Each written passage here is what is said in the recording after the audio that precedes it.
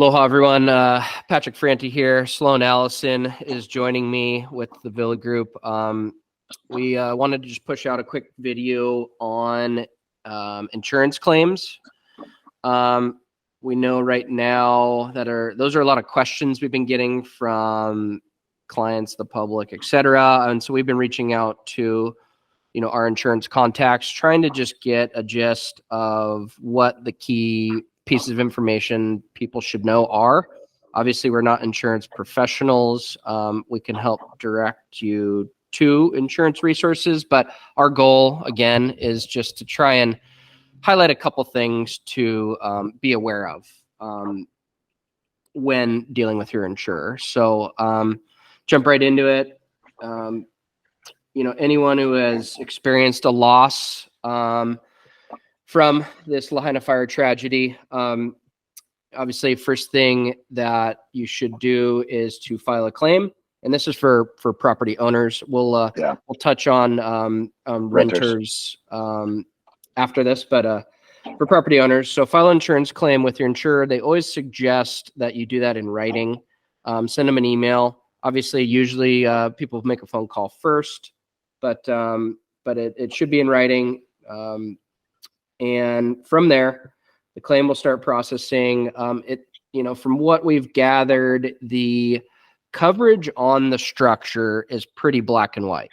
So, you have your policy limit. That's the coverage amount. For a disaster like what has been experienced here, those policy limits should all be hit, is what is expected. And that's your coverage for the structure. Where it gets a little different is for the personal loss. What we're hearing from some of our insurance resources is that a lot of people don't thoroughly break down their personal belongings. They say this is one of the most important things you can do and something you need to spend a lot of time on, hours and hours and hours. It's got to be on a spreadsheet, and this is where you list every single item that you lost, everything you owned. It's got to be cataloged thoroughly, right? Like from everything from tables, cutlery, plates to sticky pads. Every single little thing. There's, down to notepads, Post-it notes, a box of paper clips. Yeah. Literally every single thing. And I know this is hard, obviously. I mean, in a time like this, but they are saying that is one of the most important things to do. And it's one of the most common things that people do not do thoroughly. They list kind of the major things and forget about a lot of the other things. There's a lot going on, and it's just hard to think about all that.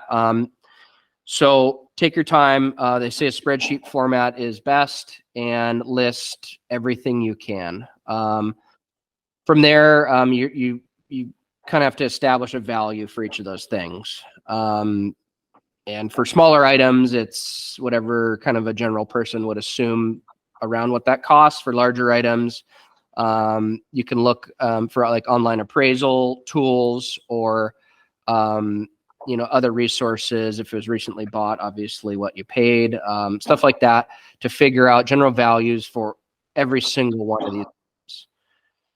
That will ensure that you can hopefully get the most coverage and get the most coverage from your insurer, or the highest reimbursement.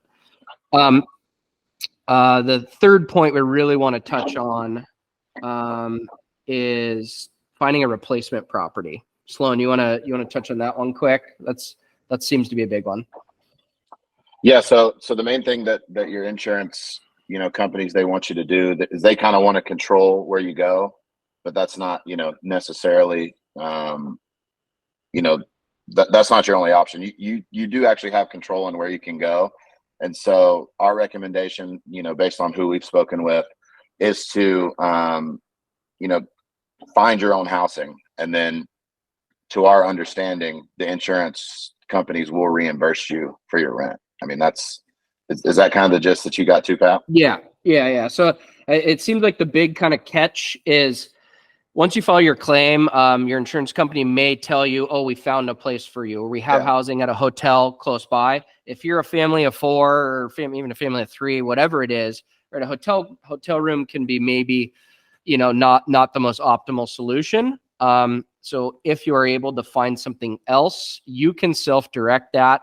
You don't have to go with their suggestion, and you can find your own place that may be better suited, a 2-bedroom, 3-bedroom, whatever it might be for the short term, or even the long term, and go with that, and then they will reimburse that.